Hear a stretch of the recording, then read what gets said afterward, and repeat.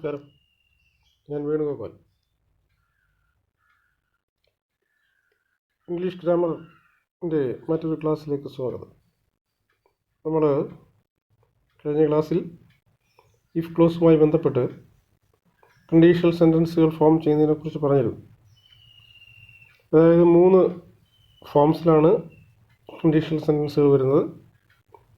അതായത് if clause simple പ്രസൻറ്റൻസിൽ വന്നാൽ main clause അങ്ങനെ വരും. സിമ്പിൾ പാസ്റ്റിൽ വന്നു കഴിഞ്ഞാൽ മെയിൻ ക്ലോസിൽ എന്ത് മാറ്റം വരും.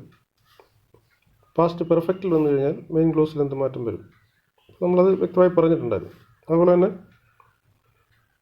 General truths, mathematical facts, scientific facts ഇതൊക്കെ വന്നു കഴിഞ്ഞാൽ മെയിൻ ക്ലോസും സിമ്പിൾ പ്രസൻറ്റ് തന്നെ ആയിരിക്കും. 2 ക്ലോസിലും സിമ്പിൾ പ്രസൻറ്റ് ഫോം ആയിരിക്കും വരുന്നതെന്ന് പറഞ്ഞു. അപ്പോൾ ഇത്രയും കാര്യങ്ങൾ മനസ്സിൽ വെച്ചുകൊണ്ട് ഇന്ന് ഞാൻ ഒരു 12 ക്വസ്റ്റ്യൻസാണ് ഇവിടെ കാണിക്കുന്നത്. അപ്പോൾ അത് ഡീറ്റെയിൽ ആയിട്ട് ഞാൻ എക്സ്പ്ലെയിൻ ചെയ്യും. അപ്പോൾ അതിൽ നിങ്ങൾ ഈ 12 ക്വസ്റ്റ്യൻസിൽ എത്ര ആൻസർ നിങ്ങൾ ശരിയാക്കുന്നു എന്ന് നിങ്ങൾ ഒന്ന് നോട്ട് ചെയ്യുക. ഞാൻ ആൻസർ പറയുന്നതിന് മുൻപ് നിങ്ങളുടെ ആൻസർ നിങ്ങൾ എഴുതുക. എ ആണോ, ബി ആണോ, സി ആണോ നിങ്ങൾ എഴുതുക. അപ്പോൾ അത് 12 ശരിയാക്കുകയാണെങ്കിൽ ആ കുട്ടിക്ക് ഇംഗ്ലീഷിൽ ബേസ് ഉണ്ട് എന്ന് നമുക്ക് മനസ്സിലാക്കാം. അപ്പോൾ ഇത് 12 ശരിയല്ലെങ്കിൽ അവർക്ക് ഒന്നും അറിയില്ലെന്നല്ല, അവർക്കും ശരിയായി വരാം. ഇത് മനസ്സിലാക്കി മുന്നോട്ട് പോവുക. അപ്പോൾ നമുക്ക് ഒന്ന് നോക്കാം. ആദ്യത്തെ question, if he dash work hard he won't pass. അപ്പോൾ ഇവിടെ നമ്മളോട് ഇഫ് ക്ലോസിലുള്ള ഒരു ഭാഗം ഫില്ല് ചെയ്യാനാണ് പറഞ്ഞിരിക്കുന്നത്. മെയിൻ ക്ലോസ് കംപ്ലീറ്റ് തന്നിട്ടുണ്ട്. He won't pass. അപ്പോൾ നമുക്കറിയാം മെയിൻ ക്ലോസിൽ വില്ല്, ഷാല്, മേ, ക്യാൻ ഇവ plus base form of the verb വന്നു കഴിഞ്ഞാൽ അത് ഇഫ് ക്ലോസ് സിമ്പിൾ പ്രസൻറ്റ് ഫോമിലായിരിക്കും. അല്ലെങ്കിൽ സിമ്പിൾ പ്രസൻറ്റ് ഫോമിൽ ഇഫ് ക്ലോസ് വന്നു കഴിഞ്ഞാൽ മെയിൻ ക്ലോസിൽ will, shall, may, can plus base form of the verb വരും. ഇനിയും ഇഫ് ക്ലോസ് സിമ്പിൾ പാസ്റ്റിലാണ് വരുന്നതെങ്കിൽ മെയിൻ ക്ലോസിൽ ഈ വിൽ, ഷാൽ, മേ, ക്യാൻ എന്നിവയുടെ പാസ്റ്റ് ഫോം വരും. അതായത് would, should, might, could plus base form of the verb വരും എന്ന് പറയും. പിന്നെ പറഞ്ഞത്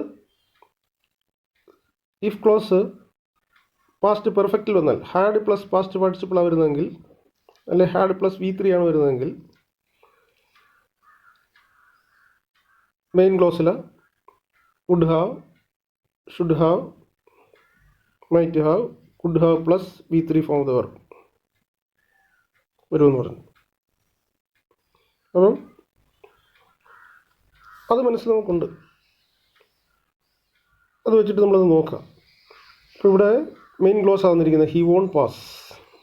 അപ്പം നമ്മൾ നോക്കുമ്പോൾ വില്ലില്ല, ഷാലില്ല, വുഡില്ല, ഷുഡില്ല, വോണ്ടെന്നാണ് വന്നിരിക്കുന്നത്. Won't pass.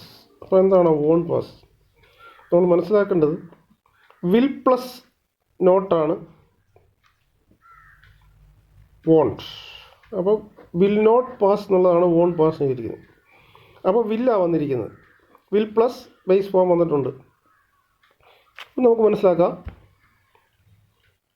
If ക്ലോസിൽ simple present ഫോമാണ് വരേണ്ടത്. നമുക്ക് തന്നിരിക്കുന്ന ഉത്തരം A do not, B does not, C won't, D did not. അപ്പം നമുക്ക് മനസ്സിലാക്കാം സിമ്പിൾ പ്രസൻറ്റ് ഫോമാണ് ഇഫ് ക്ലോസിൽ വരേണ്ടത്. അപ്പം നമുക്ക് ഡിഡ് നോട്ട് വരത്തില്ലെന്ന് ഡി നോക്കി, ഡിഡ് നോട്ട് വരത്തില്ല. കാര്യം അത് പാസ്റ്റ് ഫോമാണ്. Did plus base form of the verb വന്നു കഴിഞ്ഞാൽ പാസ്റ്റ് ഫോമിലേ വരത്തുള്ളൂ. വോണ്ടെന്ന് പറഞ്ഞപ്പോൾ നമ്മൾ കേട്ട് അത് ഫ്യൂച്ചറാണ് വരുന്നത്. അപ്പോൾ ഇഫ് ക്ലോസ് ഫ്യൂച്ചറിൽ വരില്ല.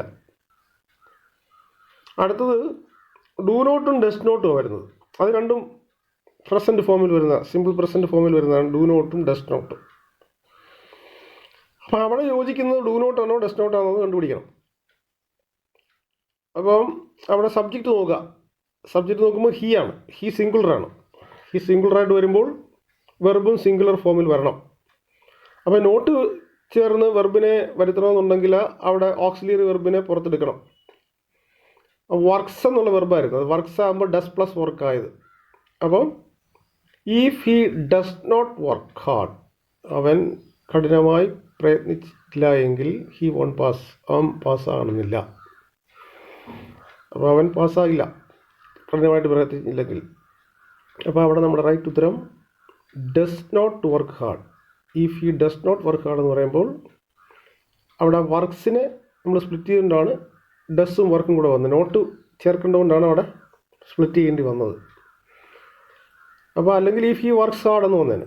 അപ്പോൾ if he does not work hard he won't pass. അപ്പോൾ ഉത്തരം ബി ആണ്.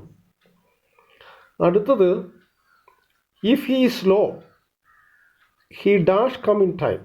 നമ്മൾ ഈ വാചകങ്ങളുടെ അർത്ഥം കൂടി ഒന്ന് മനസ്സിലാക്കണം. അല്ല വില്ലും ഷാലും മെയിൻ ക്ലോസിൽ എഴുതും എന്നുള്ള ആ രീതിയിൽ പോരുത്. നമ്മൾ അർത്ഥം കൂടെ മനസ്സിലാക്കണം. If he slow he dash come in time. അപ്പോൾ നമ്മളോട് മെയിൻ ക്ലോസ് ഫില്ല് ചെയ്യാനാണ് പറഞ്ഞിരിക്കുന്നത്. മെയിൻ ക്ലോസിലെ ഒരു ഭാഗമാണ് ഫില്ല് ചെയ്യാൻ പറഞ്ഞിരിക്കുന്നത്.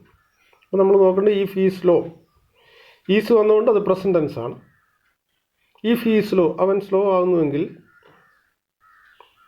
He dash come in time. അപ്പോൾ സിമ്പിൾ പ്രസൻറ്റ് വന്നുകൊണ്ട് അപ്പുറത്ത് വില്ല് ഷാല് മേ ക്യാൻ ഇതൊക്കെ വരുമെന്ന് നമുക്കറിയാം. അപ്പം നമുക്ക് നോക്കുമ്പോൾ അതിനകത്ത് ഷുഡ് വരത്തില്ല. അത് പാസ്റ്റ് ആണെങ്കിലേ വരത്തുള്ളൂ. ഇഫ് ക്ലോസ് സിമ്പിൾ പാസ്റ്റ് ആണെങ്കിൽ ഷുഡ് വന്നേനെ. വുഡ് ബിയും വരത്തില്ല, വുഡ് വരത്തില്ല. കാര്യം എന്ന് പറഞ്ഞാൽ അവിടെ പാസ്റ്റ് ഫോമിൽ ഉള്ളതാണെങ്കിലേ വുഡ് വരത്തുള്ളൂ. മെയിൻ ക്ലോസിൽ വുഡ് വരണമെന്നുണ്ടെങ്കിൽ മെയിൻ ഇഫ് ക്ലോസ് സിമ്പിൾ പാസ്റ്റിലായിരിക്കണം. അതല്ല. അപ്പോൾ സിമ്പിൾ പ്രസൻറ്റ് ഫോമിൽ വന്നുകൊണ്ട് മേ എന്നോ മേ നോട്ടെന്നോ വരണം. അപ്പോൾ അവിടെ നമ്മൾ നോക്കണം. ഇഫ് ഹി സ്ലോ, അവൻ സ്ലോ ആണെങ്കിൽ he may come in time എന്ന് പറയുമോ may not come in time എന്ന് പറയുമോ? അവൻ സ്ലോ ആണെങ്കിൽ അവൻ സമയത്തെത്തും, അതോ അവൻ സ്ലോ ആണെങ്കിൽ അവൻ സമയത്തെത്തില്ല? അപ്പോൾ അവൻ സ്ലോ ആണെങ്കിൽ അവൻ സമയത്തെത്തില്ല എന്ന് വേണം. അപ്പോൾ ഹി മേ നോട്ടാണ് വരണം അവിടെ. ബി, അവിടെ ബി ആണ് ശരി ഉത്തരം. He may not. He may come in time എന്ന് പറയത്തില്ല. എന്നാൽ അവിടുത്തെ അർത്ഥം വെച്ച് നോക്കി കഴിയുമ്പോൾ ഹി മേ നോട്ടാണ്. He may not come in time. രണ്ടാമത്തേത് ബി ആണ് ഉത്തരം ശരി. മൂന്നാമത്തെ question, if I dash a bird I would fly. അപ്പോൾ നമ്മളോടിവിടെ ഇഫ് ക്ലോസ് ഫില്ല് ചെയ്യാനാണ് പറഞ്ഞിരിക്കുന്നത്. അപ്പോൾ നമുക്ക് മെയിൻ ക്ലോസ് നോക്കണം ഏത് ഫോമാണെന്നുള്ളത്. വുഡ് ഫ്ലൈ എന്ന് പറയുമ്പോൾ അത് കിട്ടിക്കഴിയുമ്പോൾ ഉടനെ മനസ്സിലാക്കാം അപ്പുറത്ത് സിമ്പിൾ പാസ്റ്റ് ആണ് വരേണ്ടത്. സിമ്പിൾ പാസ്റ്റ് വരണം. അപ്പോൾ നമ്മൾ വുഡ് ഫ്ലൈ എന്ന് പറയുമ്പോൾ സിമ്പിൾ പാസ്റ്റ് വരുമ്പോൾ ഹാഡ് ബീൻ വരത്തില്ല, ആം വരത്തില്ല. ഹാഡ് ബീൻ എന്ന് പറഞ്ഞാൽ പാസ്റ്റ് പെർഫെക്റ്റിൻ്റെ ഫോമാണ്. അപ്പോൾ അത് ആം വരത്തില്ല, അത് പ്രസൻറ്റ് ടെൻസിൻ്റെ ഫോമാണ്. പിന്നെ വാസും വെയറും ആണുള്ളത്. വാസും വെയറും അത് രണ്ടും പാസ്റ്റാണ്. അതിലേത് വരും? If I were a bird, ഞാനൊരു ബേർഡ് ആയിരുന്നു എങ്കിൽ ഐ വുഡ് ഫ്ലൈ. ബേർഡ് ഒരിക്കലും ആകില്ല, അതൊരു അൺറിയൽ കണ്ടീഷനാണ്. അൺറിയൽ കണ്ടീഷനിൽ പറയുമ്പോൾ അത് വെയർ വരണം. I were. If I were a bird, ഞാനൊരു ബേർഡ് ആയിരുന്നു എങ്കിൽ ഐ വുഡ് ഫ്ലൈ. ഇതൊരു തികച്ചും അൺറിയൽ ആയിട്ടുള്ളൊരു കാര്യമാണ്. അതുകൊണ്ട് സിമ്പിൾ പാസ്റ്റിൽ വരുമ്പോൾ എല്ലാം ആ വെയർ ആണ് വരുന്നത്. അപ്പം if I were a bird, B ആണ് അവിടെയും ശരി ഉത്തരം. മൂന്നാമത്തെ ആൻസർ ബി, വെയർ. അടുത്ത നാലാമത്, if you shut the door nobody dash come. ഇവിടെ നമുക്ക് തന്നിരിക്കുന്നത് വളരെ പ്രധാനപ്പെട്ട ഒരു ക്വസ്റ്റ്യനാണ്. അത് നിങ്ങൾ പരീക്ഷയ്ക്ക് ഇത്തരം ക്വസ്റ്റ്യൻസാണ് നമ്മളെ തെറ്റിദ്ധരിപ്പിക്കാൻ വേണ്ടിയൊക്കെ ഇടുന്നത്. അപ്പോൾ അത് ശ്രദ്ധിക്കുക. If you shut the door nobody dash come. അപ്പോൾ ഇവിടെ ഈഫ് ക്ലോസിൽ നമുക്ക് പൂർണ്ണമായും തന്നിട്ടുണ്ട്. മെയിൻ ക്ലോസിലാണ് നമ്മൾ ഫില്ല് ചെയ്യേണ്ടത്. അപ്പോൾ നമ്മൾ ഈഫ് ക്ലോസ് നോക്കുക. If he shut the door, shut the door. അപ്പോൾ അവിടുത്തെ വെർബ് എന്ന് പറഞ്ഞാൽ ഷട്ടാണ്. ഷട്ട് എന്നാണ് സിമ്പിൾ പ്രസൻ്റ് ആണോ, സിമ്പിൾ പാസ്റ്റ് ആണോ, പാസ്റ്റ് പെർഫെക്റ്റ് ആണോ എന്നൊക്കെ നോക്കണം. അപ്പം ഷട്ട് എന്ന് പറഞ്ഞു കഴിഞ്ഞാൽ ഞാൻ നേരത്തെ പറഞ്ഞിട്ടുണ്ട്, ഷട്ട്, പുട്ട്, കട്ട്, സ്പ്ലിറ്റ് ഇതൊക്കെ വന്നു കഴിഞ്ഞാൽ അതിൻ്റെ 3 ഫോം അത് തന്നെ ആയിരിക്കും. ഷട്ടിൻ്റെയും പുട്ടിൻ്റെയും കട്ടിൻ്റെയും സ്പ്ലിറ്റിൻ്റെയും എല്ലാം 3 ഫോംസ് അത് തന്നെ ആയിരിക്കും. അപ്പോൾ ഇവിടെ if he shut the door shut ചെയ്യുകയാണ്, അടയ്ക്കുകയാണെങ്കിൽ എന്നുള്ള അർത്ഥം നമ്മളത് നോക്കാം. Nobody dash come. അപ്പോൾ അത് ആ ഷട്ട് അവിടെ വന്നിരിക്കുന്നത് പ്രസൻറ്റ് ടെൻസ് ആണോ പാസ്റ്റ് ടെൻസ് ആണോ എന്ന് ആദ്യം നമ്മൾ നോക്കണം. അപ്പോൾ എങ്ങനെ മനസ്സിലാക്കും അത്? രണ്ടും ഷട്ടാന്ന് പറഞ്ഞു കഴിഞ്ഞാൽ പിന്നെ എങ്ങനെയാണ് അത് പാസ്റ്റ് ആണോ പ്രസൻ്റ് ആണോ എന്ന് മനസ്സിലാക്കുന്നത്? അപ്പോൾ അവിടുത്തെ ഏറ്റവും പ്രധാനപ്പെട്ട മാർഗം എന്ന് പറയല്ല, അത് പ്രസൻ്റ് ആയിരുന്നു എങ്കിൽ നമ്മളെന്താ ചെയ്യുമ്പോൾ പ്രസൻ്റ് ആയിരുന്നു എങ്കിൽ അവിടെ ഹി ഷട്ട്സ് എന്ന് വന്നേനെ. കാര്യം സബ്ജക്റ്റ് സിംഗുലറാണ്, വെർബും സിംഗുലർ ഫോമിൽ വന്നേനെ. അപ്പോൾ ഇഫ് ഹി ഷട്ട്സ് എന്ന് വന്നേനെ പ്രസൻ്റ് ആയിരുന്നുവെങ്കിൽ, സിമ്പിൾ പ്രസൻ്റ് ആയിരുന്നെങ്കിൽ. അപ്പോൾ അതിൽ നിന്ന് മനസ്സിലാക്കണം അത് സിമ്പിൾ പാസ്റ്റ് ആണ്. If he shut. അപ്പോൾ സിമ്പിൾ പാസ്റ്റ് വന്നു കഴിഞ്ഞാൽ മെയിൻ ക്ലോസിൽ വുഡെന്നോ ഷുഡെന്നോ മൈറ്റെന്നോ ഒക്കെ വരണം. അപ്പോൾ നമുക്ക് മനസ്സിലായി ഉത്തരം വരുന്നില്ല, വില്ല് വരുന്നില്ല, ഇത് സിമ്പിൾ പ്രസൻ്റ് അല്ല. വിൽ ഹാവ് വരത്തില്ല, വുഡ് ഹാവും വരില്ല. പിന്നെ വരുന്നത് വുഡ് കം ആണ്. If he shut the door nobody would come എന്ന് പറഞ്ഞാൽ അവൻ ആ ഡോർ അടച്ചിരുന്നു എങ്കിൽ ആരും വരില്ലായിരുന്നു. കഴിഞ്ഞ കാലം. If he shut the door nobody would come. അവിടെ വരാൻ കാരണം ഹി ഷട്ട്, ആ ഷട്ട് അവിടെ പാസ്റ്റ് ടെൻസിലാണ് വന്നിരിക്കുന്നത്. ആ പാസ്റ്റ് ടെൻസിലാണ് നമ്മൾ കണ്ടുപിടിച്ചത് സബ്ജക്റ്റ് നോക്കിയിട്ടാണ്. സബ്ജക്റ്റ് സിംഗുലർ ആയപ്പോൾ പ്രസൻറ്റ് ടെൻസ് ആയിരുന്നുവെങ്കിൽ വെർബും സിംഗുലർ ഫോമിൽ വന്നേനെ. അങ്ങനെ ഷട്ട്സ് എന്ന് വന്നേനെ. അവിടെ ഷട്ട്സ് എന്ന് വരാത്തിടത്തോളം കാലം അത് പാസ്റ്റ് ആണെന്ന് നമ്മൾ മനസ്സിലാക്കണം. കാര്യം പാസ്റ്റ് ടെൻസിൽ സിംഗുലർ പ്ലൂറലും ഇല്ലല്ലോ. If he shut. ഇപ്പം നമ്മൾ പ്രസൻറ്റ് ടെൻസിൽ ഹി ഗോസ് എന്ന് പറയും, പാസ്റ്റ് ടെൻസിൽ വരുമ്പോൾ ഹി വെൻ്റ് എന്നേ പറയത്തുള്ളൂ. അപ്പോൾ അവിടെ വെൻസ് എന്നൊന്നും പറയത്തില്ല. അത് പറയുന്ന പോലെ ഹി ഷട്ട് എന്ന് പറയുമ്പോൾ അത് പാസ്റ്റ് ടെൻസ് ആണെന്ന് മനസ്സിലാക്കിയിട്ട് ഇപ്പുറത്ത് വുഡ് ചേർക്കുക. വുഡ് ഷുഡ് മൈറ്റ്, ഇത് തന്നിരിക്കുന്ന വുഡ് ആയതുകൊണ്ട് അവിടെ ബി ഉത്തരം. അതാണ് ശരി. അപ്പം നാലാമതൊരു ഉത്തരം ബി ആണ്. അടുത്തത്, if you cut the apple now I dash take a piece. If you cut the apple now. ഉണ്ട്, ഇവിടെയും കട്ട് പുട്ട് ഷട്ടിൻ്റെയൊക്കെ ഉപയോഗമാണ് വന്നിരിക്കുന്നത്. ഇവിടെ നമ്മളോട് മെയിൻ ക്ലോസ് ഫില്ല് ചെയ്യാനാണ് പറഞ്ഞിരിക്കുന്നത്. If you cut the apple now. If you cut, അവിടെ നമുക്ക് സബ്ജക്റ്റ് നോക്കിയിട്ട് വെർബിനെ കണ്ടുപിടിക്കാൻ പറ്റത്തില്ല. യു ആവുന്നിരിക്കുന്നത്. യുവിൻ്റെ കൂടെ എപ്പോഴും പ്ലൂറലാണ് വരുന്നത്. കട്ട് ഏത് വെർബ് വന്നു കഴിഞ്ഞാലും. അപ്പം ഇത് പാസ്റ്റ് ആണോ പ്രസൻ്റ് ആണോ എന്ന് കണ്ടുപിടിക്കാൻ നമുക്ക് ബുദ്ധിമുട്ടാണ്. മറ്റടുത്ത് നമ്മൾ ഹി വന്നുകൊണ്ട് എസ് ഇല്ലാത്തതുകൊണ്ട് നമ്മൾ പാസ്റ്റ് ആണെന്ന് കാണുന്നത്. ഇവിടെ യു വന്നതുകൊണ്ട് അങ്ങനെ കണ്ടുപിടിക്കാൻ പറ്റത്തില്ല. അത് പ്ലൂറലും സിംഗുലറും പ്ലൂറലും എല്ലാം, അതായത് സബ്ജക്റ്റ് പ്ലൂറലായിട്ട് എടുക്കത്തുള്ളൂ. അതുകൊണ്ട് യു എന്ന് പറഞ്ഞു കഴിഞ്ഞാൽ പ്ലൂറലായിട്ട് എടുക്കത്തുള്ളൂ. അതുകൊണ്ട് എപ്പോഴും അതിൻ്റെ കൂടെ വരുന്ന വെർബ് പ്ലൂറലായിരിക്കും. അപ്പോൾ അത് പ്രസൻ്റ് ആണോ പാസ്റ്റ് ആണോ എന്ന് നമുക്ക് കണ്ടുപിടിക്കാൻ ബുദ്ധിമുട്ടുണ്ട്. അതുകൊണ്ട് മറ്റെന്തെങ്കിലും ഹിൻ്റ് ആ വാചകത്തിലുണ്ടോ എന്ന് നോക്കണം, ആ ക്ലോസിലാണ്. If you cut the apple now. നിങ്ങളിപ്പോൾ ആപ്പിൾ കട്ട് ചെയ്താൽ, നൗ എന്ന് പറയുന്ന ഒരു വാക്ക് വന്നിട്ടുണ്ട്. അത് പ്രസൻറ്റിനെ കാണിക്കുന്നത് ഇപ്പോൾ. അതുകൊണ്ട് അപ്പുറത്ത് വില്ല്, ഷാല്, മേ, മൈറ്റ് ഇതൊക്കെ വരാം. അപ്പോൾ നമുക്ക് തന്നിരിക്കുന്ന ഉത്തരത്തിൽ ഷാലുണ്ട്, മൈറ്റുണ്ട്, വുഡുണ്ട്, ഷുഡുണ്ട്. മൈറ്റ് വരത്തില്ല, അത് പാസ്റ്റിൻ്റെ വരുന്നത്. വുഡ് വരത്തില്ല, അതും പാസ്റ്റിൻ്റെ വരുന്നത്. ഷുഡ് വരത്തില്ല, അതും പാസ്റ്റിൻ്റെ വരുന്നത്. അപ്പോൾ ഇവിടെ നൗ എന്നുള്ള വാക്ക് വന്നതുകൊണ്ട് നമുക്ക് മനസ്സിലാക്കാം ഇത് സിമ്പിൾ പ്രസൻറ്റ് ഫോമാണ്. അതുകൊണ്ട് if you cut the apple now, നിങ്ങൾ ആ ആപ്പിൾ ഇപ്പോൾ കട്ട് ചെയ്യുകയാണെങ്കിൽ I shall take a piece. I shall take a piece. അതാണ് നമ്മൾ ശ്രദ്ധിച്ചോണം. ഇത് ടെൻസ് ഫോം ഈ കട്ട്, പുട്ട്, ഷട്ട് ഇത്തരം വെർബുകൾ വരികയാണെന്നുണ്ടെങ്കിൽ ആ ടെൻസ് ഫോം കണ്ടുപിടിക്കാൻ നമ്മൾ ആദ്യം സബ്ജക്റ്റിനെ നോക്കണം. സബ്ജക്റ്റിൽ കൂടി നമുക്ക് കിട്ടുന്നില്ലെങ്കിൽ മറ്റെന്തെങ്കിലും ഹിൻ്റ് ഉണ്ടോ.